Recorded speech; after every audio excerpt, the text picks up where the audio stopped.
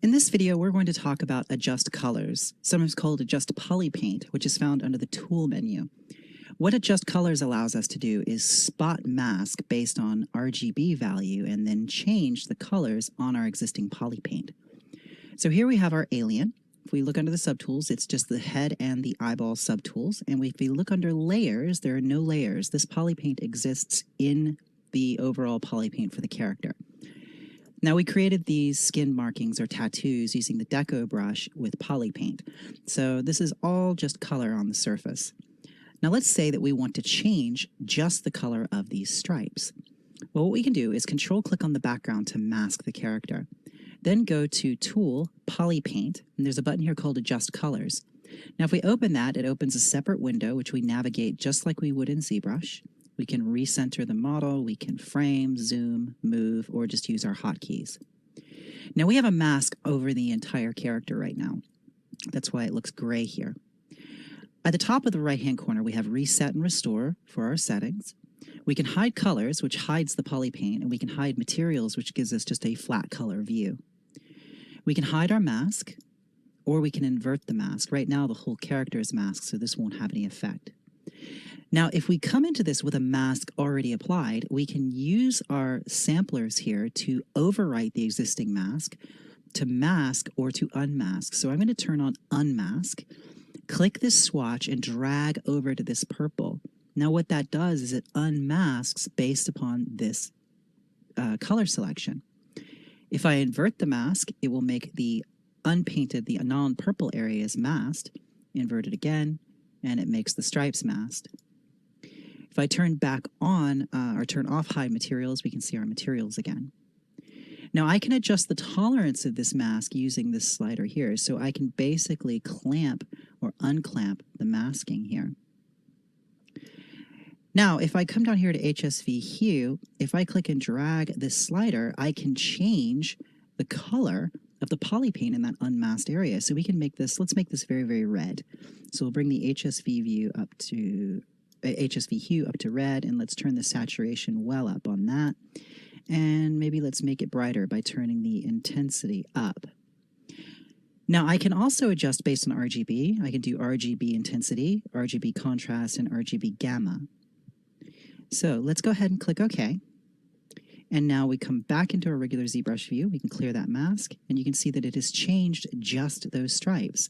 So this gives us an enormous amount of control over adjusting our Polypaint, being able to spot select things. So let's try that again. This time we won't use a mask. We'll go to Adjust Colors, and I am going to mask the stripes.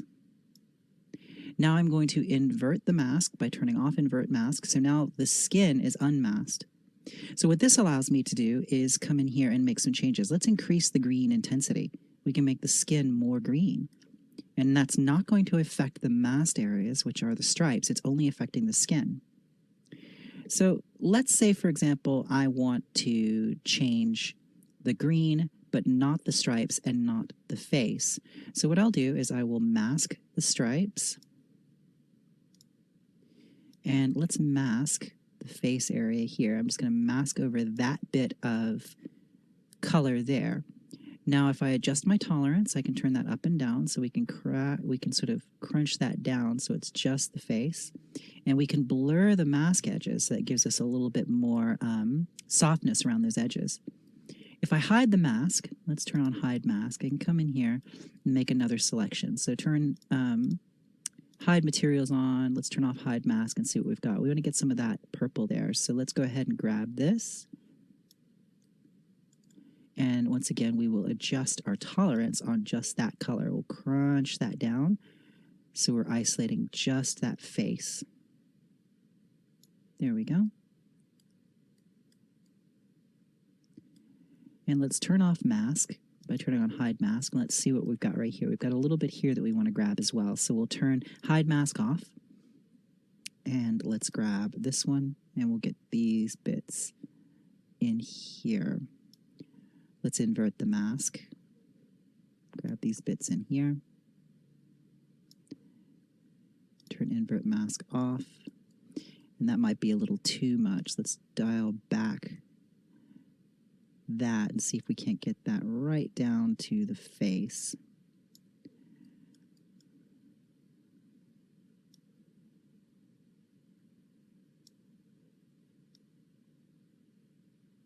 There we go. Go ahead and click OK. Actually, I want to get that little bit right there, so I'm going to get that one right there. There we go. And then we'll turn our tolerance down. Perfect. Now click OK. Now you see that we've isolated just the face with that mask. So I can go back into Adjust Colors, and let's go ahead and make some changes. Let's adjust the greens and the blues there. Let's go to the blue intensity, and let's put a little bit more blue in the head there. So we can shift that over from green into blue. And if I turn on Hide Mask, I can judge this with the other colors right here in my screen.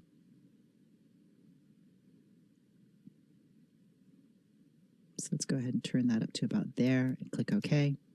Clear our mask, and those changes are now in our Polypaint.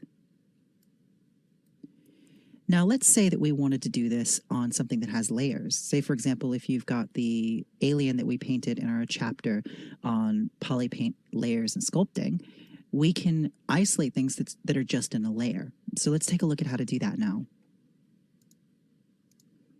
So here we have our alien that we made in the chapter on layers and Polypaint. If we open up the layer palette here, you see that we've got 3 different layers. We have a layer for yellow, we have a layer of purple, and we have a sculpting layer where we put in wrinkles. So if I turn on the purple layer, select that layer, make sure it has the white bracket around it, and go into record mode. Now, if I go into Polypaint, Adjust Colors, we can adjust just what's in this layer. So I don't even really need to put a mask in here. I can start to adjust my saturation, and it's only going to impact what's actually in that layer. But I want to show you a neat trick. I like to make stripes and marks like this with a little bit of a darker edge around them, or a contrast edge. It could be darker, it could be lighter. If you look at the aquatic patterning on fish or amphibians, they often have a little contrast stripe going around their skin markings.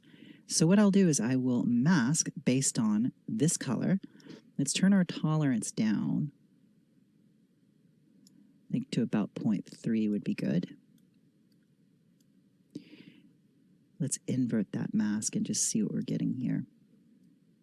Let's turn our blur mask up so we get a nice soft edge on that. Now let's change our hue here. You see what's happening is we're hue shifting what's around those stripes. If I invert this mask again, you can see what's happening there. It can invert where that effect is taking place. So I want that red to be around the borders. If I change my tolerance, I can clamp that down a little bit. If we bring it down too far, it'll go away entirely. I think 3 is about as far as it'll go, but if I set that to 2, no, we can get it down to 2. Let's turn up the saturation on this. There we go, and then maybe put a little bit more blur on that mask. Now click OK, and it will have just impacted what was in that layer. So we can do the same thing for the yellow layer. If I press the arrow key here to select the next layer up, let's turn record off on this layer. And then let's turn record on. Let's turn yellow all the way up. Now remember, the top layer in Polypaint in ZBrush is sitting beneath the layers underneath it. It's not what you might expect, so keep that in mind. And if we go into record mode, that layer is going to pop up to the top. So we'll go to Adjust Colors, and maybe we want to change this some yellow. We feel like that's too contrasty. We're not really happy with it. We can do a hue shift using the slider here. We can make this a little bit sort of more like a yellow ochre. We can desaturate it a little bit. Maybe we want to mask out the yellow here. Let's invert that mask, and let's change our tolerance so it's a little bit sharper. Invert that again. And let's see, let's change our intensity. Let's bring this down so it's a little bit darker. And let's go ahead and click OK. And there you go. You can see that that has been applied. Now when I leave record mode, it'll drop back down underneath the other poly painting. Now if I want to bake all of this down, I can just click bake all and it'll bake all those layers down. They go away. And this is now all collapsed into a single Z tool with no layers. If we go back into adjust colors, now we can sample things again. So if I still need to isolate just these bits, the yellow ochre, I can do that. I can adjust the tolerance to really isolate just those values. Let's turn on hide mask so we can judge our colors. Maybe we want to hue shift this again. Maybe we're not happy with that particular color. We want to bring this more into the red region. Maybe we want to lighten the tint, so we can turn the light up by adjusting tint. Maybe we want to change our intensity. When we're happy with that, click OK. It will mask based on our masking that we had in Adjust Colors, so we just clear our mask, and there we go. So before we complete this lesson, I want to show you one more demonstration of how we can use Adjust Polypaint. This time we'll use it on a skull to adjust the distressing down around the base of a tooth. Let's take a look at that now. So here's another interesting way that we can use Adjust Colors under Polypaint. So I've got this skull Z tool open with multiple subtools, and you see that we've got teeth here as well. So I have the lower teeth subtool selected, and there is Polypaint obviously on these teeth. So let's say, for example, I want to adjust Polypaint to give some discoloration to the roots of the teeth, leaving the enamel intact. If I go to Adjust Colors, here you see the currently selected subtool is on screen. Now, if I click and drag from my selection swatch here, I can sample off the image, or I could sample off the palette down here. The idea being I just want to get something that's representative of the color that I've painted onto the enamel face of the teeth, masking out the roots. I can adjust the tolerance here, and that will expand out that selection. I could also blur the mask, which gives me a nice feathering there. Now, of course, I can always come back here and reselect.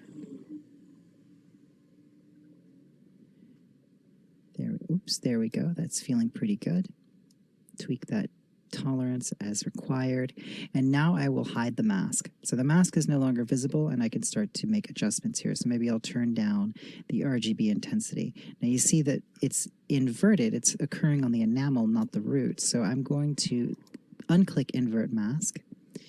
And then let's turn up the saturation on this so we can get this nice sort of tartary kind of discoloration at the roots. And let's go ahead and blur that mask some more so we can get that bleeding right up into the surface of the teeth. So when I'm happy with that, I just click OK. And now there's going to be a mask that's applied based on that. Just Control, click, and drag, and that clears the mask. And you can see this is a very, very simple way to go in and adjust the Polypaint coloration just by sampling directly and then masking based on color, hue, and intensity. So we just go ahead and Alt-click on the top dentals here. Make sure that we've got those selected. And then if we go into Adjust Colors once more, I'll make another selection here. Again, I can drag right here onto the object to sample color, or I can sample color directly from here. So let's move this over more towards yellow. So if I click and drag from here, I can sample what color is there, and then click and drag from here, I can get a good selection. That's actually quite good. I like that. So let's turn on Hide Mask, turn off Invert Mask, and then let's turn up the saturation on that, and then let's turn up the Blur Mask. Now we're getting an unexpected, let's go ahead and frame that again. We're getting an unexpected result up here. So let's turn that saturation down a little bit, and let's just hue shift this over towards something more yellow. There we go. Now let's turn the intensity down so it's a little bit darker, and let's blur that mask a little bit more. Maybe we can tinker with our tolerance Just get some more spread in that discoloration. There we go. And I might blur that mask just a little bit more. There we go. And click OK. And then clear the mask. And we've applied that discoloration to both the uppers and the lowers. So it's just a neat little technique that you can use to make further adjustments to your poly paint. Sort of a case study of this being used actually on a model to do a specific coloration shift that might require that you go into Mari or Photoshop and do some tweaks that here you can now just do right in ZBrush under the Polypaint menu. So Adjust Polypaint is a very, very strong tool. Obviously, it gives you an enormous amount of control over customizing the Polypaint after you've already put it down. It's wonderful if you have to create variations or make edits to something after the fact. It's a really great way to give you that extra bit of control when you're painting inside of ZBrush. And I find it especially useful for things like skin markings, tattoos, appliques, decals, things like that that we might apply using Polypaint. So I hope you found this useful, and I'll see you in the next video.